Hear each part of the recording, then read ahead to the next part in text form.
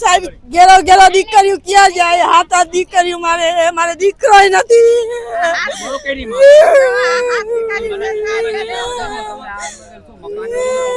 મકાન જોઈ મારે સાહેબ, મકાન જોઈ નકર હાથે દીકરીઓ દવા પી જાહી, હાથે છોકરીઓ અમે દવા પી જાહી, અટાણે પી જાહી, અમે હમણાં જ જાહી. અમે નહીં રહી, મકાન અમને દિયો બાકી બસ. અમે ક્યાં જાય? મારો ધણી નથી, જો ધંધો બંધ, બધું બંધ છે. અમે ઘેરો દીકરી ક્યાં જાય? કોણ અમને રોટલા દેશે? મારી સાસુ જા બીમાર છે. 50 વર્ષથી અમારું રેડા છે સાહેબ.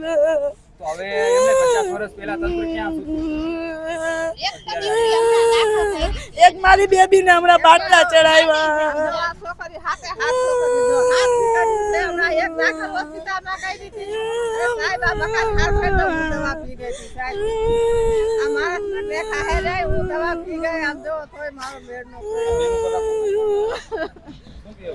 સાહેબ આ મકાન મારા દીકરાને રહેવા કાંઈ નથી, હાથ કર્યું અને મેં કીધું આ મકાન રહી જાય તો હું દવા પી જાઉં. હું દવા પી ગઈ સાહેબ.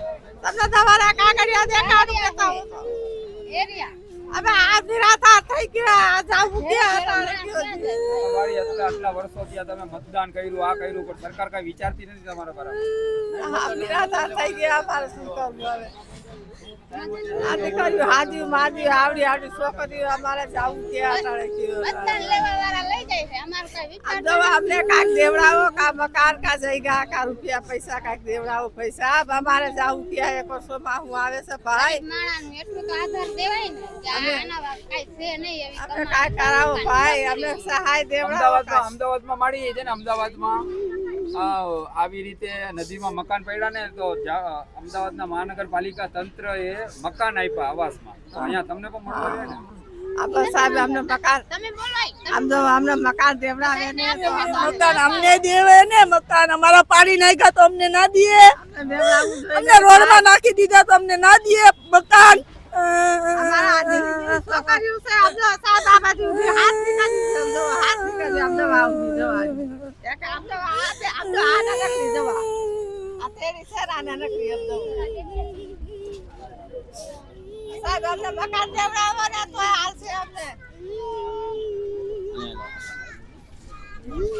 આપ જોઈ શકો છો કે આવાજ જનતાની ચર્ચા મુદ્દાની આજ આ લોકોનો આપણે દર્દ જોઈ શકીએ છીએ. બેન રોઈ રહ્યા છે. અહીંયા રાજાશાહી વખતના 9 નાલા હતા. એ 9 નાલા હતા વર્ષોથી. આપણો દેશ 77 વર્ષ થયા આઝાદ થઈ ગયો છે. જામનગર મહાનગરપાલિકા તંત્ર ઊંઘમાં સૂતી હતી અને એને એક આરે સપનું આવ્યું કે નદીમાં દબાણો આપણે હટાવી. તો નદીમાં દબાણો હટાવી તો નદીની અંદર જે લોકો રહે છે તેને આવાસમાં કોઈ વૈકલ્પિક જગા પણ નથી આપવામાં આવી. અને આપણા દેશના પ્રધાનમંત્રી આવાસ યોજનાને એવી મોટી મોટી વાતો કરે છે સ્ટેજ ઉપરથી, આખી દુનિયા ફરી રહ્યા છે. અને જનતા અત્યારે આપ જોઈ શકો છો જનતાની શું પરિસ્થિતિની હાલત છે. આ સચોટ સત્ય છે ગુજરાતના જામનગર શહેરનું કે જામનગર મહાનગરપાલિકા તંત્ર આ લોકોને આવાસ આપશે કે નહીં, આ એક મોટો ચર્ચાનો વિષય છે.